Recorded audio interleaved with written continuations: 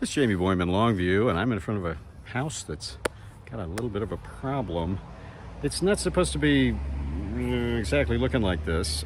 This is the home of Mickey Couture, and this is not the first time this kind of thing has happened. Mickey's standing right here wondering, why don't you let me do the talking? I was the one that was in the house at the time. Well, come on over here, Mickey. So Okay. I guess obviously we had an impact with the home right back here. Tell me what happened.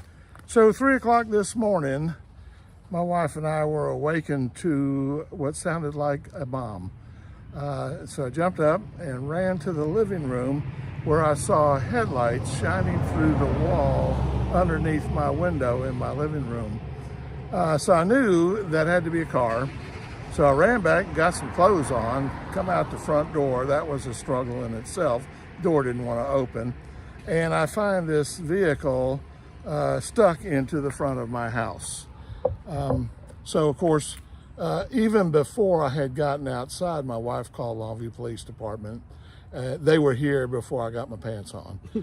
And That's good response time. I think that's a good way to measure response time. Absolutely. Yes. Yeah, they get here before you get your pants on. And then within just a few minutes, we had fire trucks. And then we had this great trailer.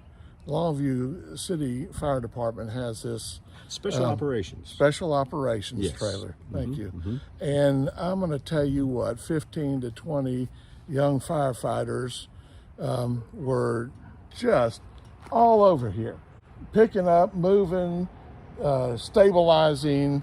They built a framework to put inside the house to support the ceiling. They were concerned that the structure had been compromised with the impact of the vehicle. And so within 2 hours, in and out, done, great bunch of guys. But here again, this is probably the 8th time that this property has been hit, typically very early in the morning, typically hit and run, mailboxes, light posts, shrubbery, dogwoods, holly trees. And in one event 3 years ago, the whole right side of my wife's new Honda Accord was removed thanks to a hit and run driver in the middle of the night, driving a Toyota Tacoma. Now, you folks may be wondering, why does this keep happening here? Well, it's got something to do, I think, with this corner right here. A car just drove by. Of course, there's not one conveniently driving by at the moment, but as you can see back here behind me, there's quite a curve right there on this road. You think part of the problem is people just not paying attention to this corner, I guess. That's right. They're following the yellow line, and there's a gap between the double yellow line. It's no line at all through the intersection, and then it picks up at a totally different angle. And so people at that hour of night could potentially be impaired drivers. I'm not saying they are, but potentially. And if nothing else, at night there's not a lot of light here. It can get confusing. They're probably going 50 as an average speed on Montclair.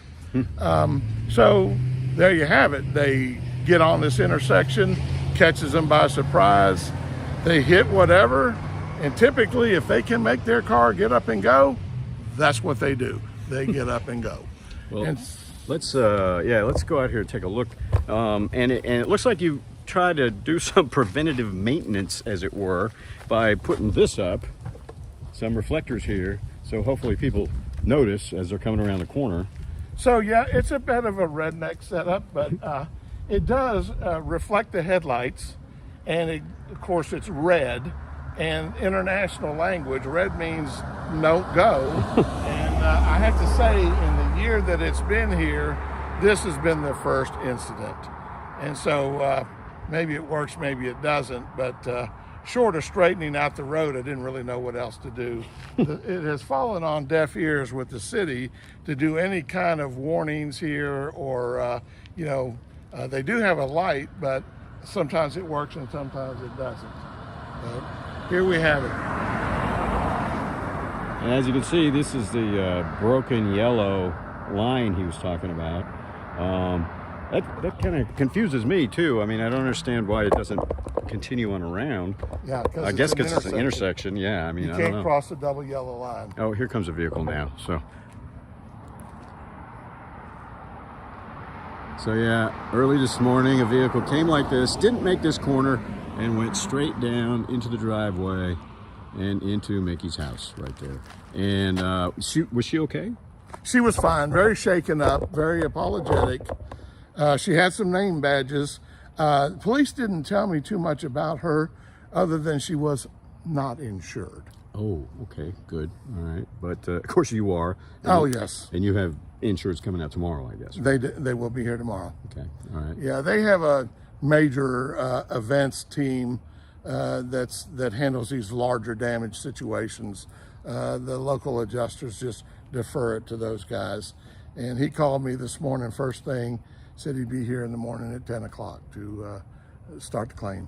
All right, well, yeah, there you go. And I guess this isn't your first household claim. You had a tree hit your... We had a very, very large oak tree in a freak windstorm on Easter Sunday at 7 p.m. Longview residents will remember that storm that blew through. It knocked that oak tree down on my house.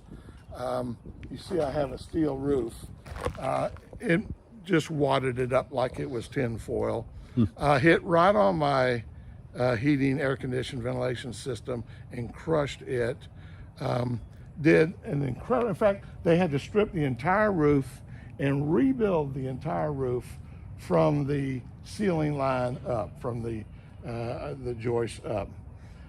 So it was an extensive claim. It ended up being a little over $81,000. Wow, wow. And I have to say the insurance company handled it exceptionally well, beyond our expectation.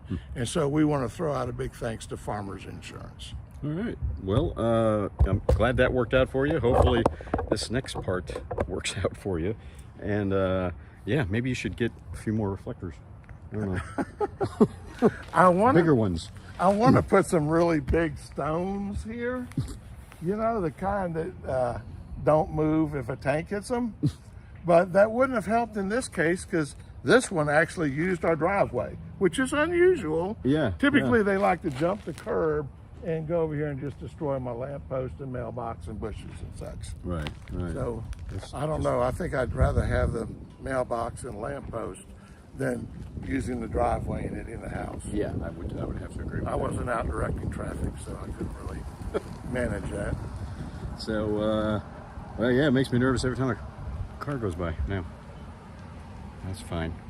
Okay, but usually it's a late night thing, I guess. It is. Yeah. It is. We're in bed. We never even hear it. The dogs don't bark. I get up in the morning. I'll never forget the morning I come out and I've looked out the window, as I always would do, just survey what's going on out here. And in front of my wife's car was a headlamp assembly laying in the driveway. I knew I had a problem. Come out and find, you know, the side of the car wiped out. Bushes all piled up over into a corner over there. And no vehicle, no sign of who did it. Wow. Hit and run. Well, I wish you luck, and you still got your sense of humor, obviously. I do. You know what? We're not hurt. Yeah. Everybody's fine. Unfortunately, a cat was on the porch at the wrong time, wrong place. Wow. But that was the only casualty other than the house, and it's fixable. It was like a neighborhood cat, I guess. Yeah, and backstory, we've been trying for 5 years to get this front window replaced. Huh. And every window contractor that we've had march through here has said, we're not touching it, it's structural. Oh, wow. Okay. They're gonna touch it now. Well, yeah, they're going to have to. I mean, you know, because you have structural issues. The first thing I thought, I looked at my wife and I said, new window. I think so. No doubt. Thanks, Mickey. Glad Thank you guys you, are Jamie. okay. Thanks for coming out. You bet. We'll have more later on KLTV 7 News and KLTV.com. And if you're driving down Montclair, watch those corners. Indeed.